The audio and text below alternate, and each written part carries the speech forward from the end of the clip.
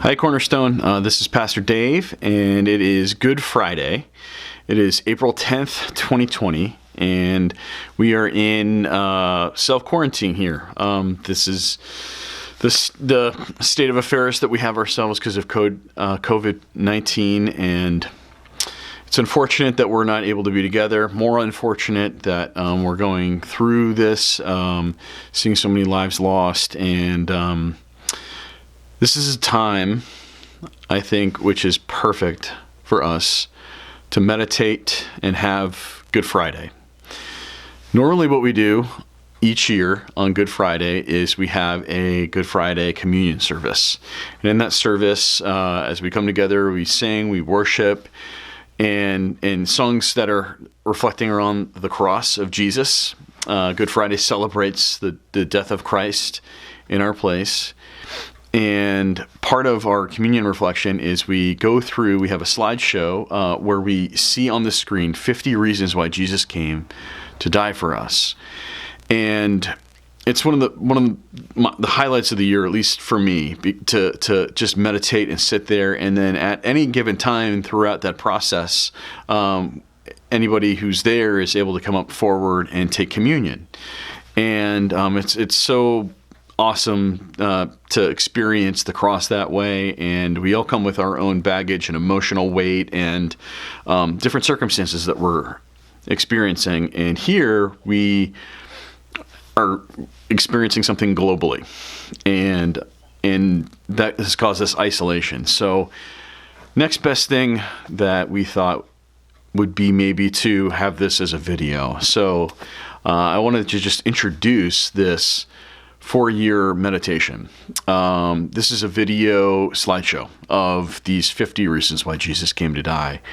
And Good Friday is situated at the pinnacle of, or we'll say the penultimate event in this week, because the resurrection is obviously the most important event.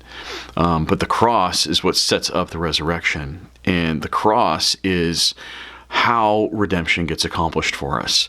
And if you put yourself thinking through what Holy Week is, the last week of Jesus' earthly life before his resurrection, he has on Thursday evening, which is, we call it Maundy Thursday, which we celebrated yesterday. That is when he celebrates his last Passover with the disciples, as he's pointing forward in that meal to himself as the ultimate lamb slain.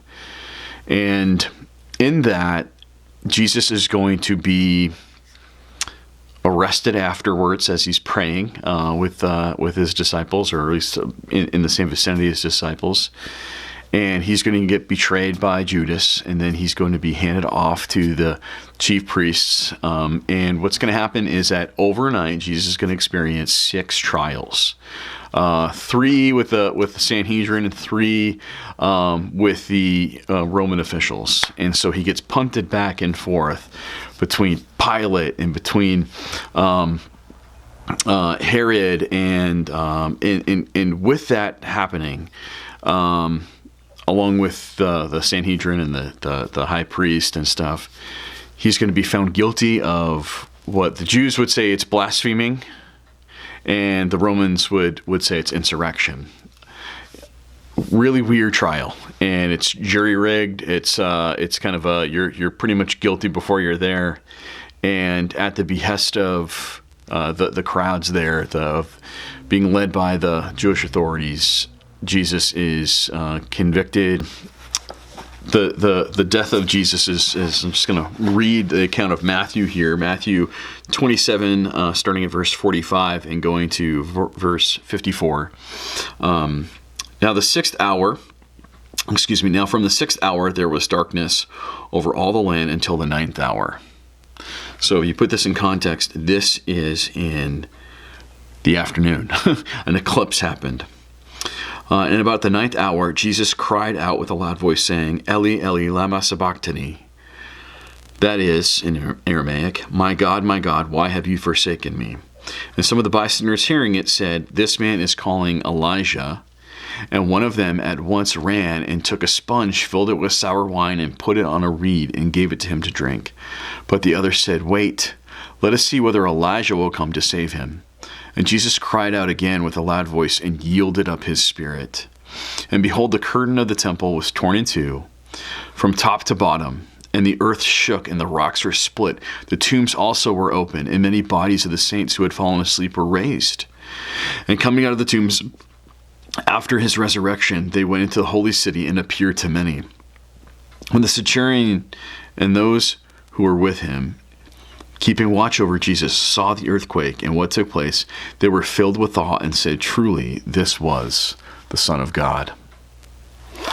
So as we meditate together on these 50 reasons that Jesus came to die, at this point, I'm going to let you experience the wave after wave of these verses, of these reasons, of what the crucifixion of Jesus means. And it's one thing to believe that this happened in history. It's another thing to say that this happened for us. That's really the theological piece. And these 50 reasons help us to explore that in depth. So pray that you meditate on these things. And what me and Kalila will be doing is taking communion with you as you experience these things. So I don't know if you're going to grab grape juice or wine, or grab some crackers, if you get some saltines or some wheat thins, whatever it may be, but participate here in taking communion with us. So may God be with you as you meditate on these reflections.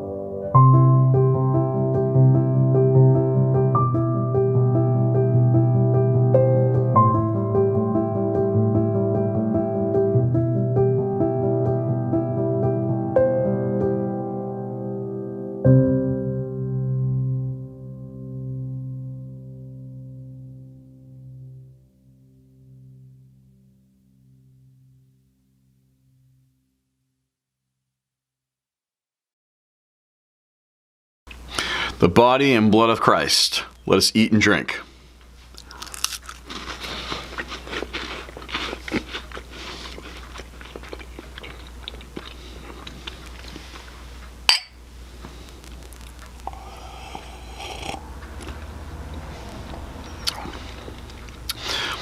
Have a good Friday, and the Lord rises on Sunday. May the Lord be with you.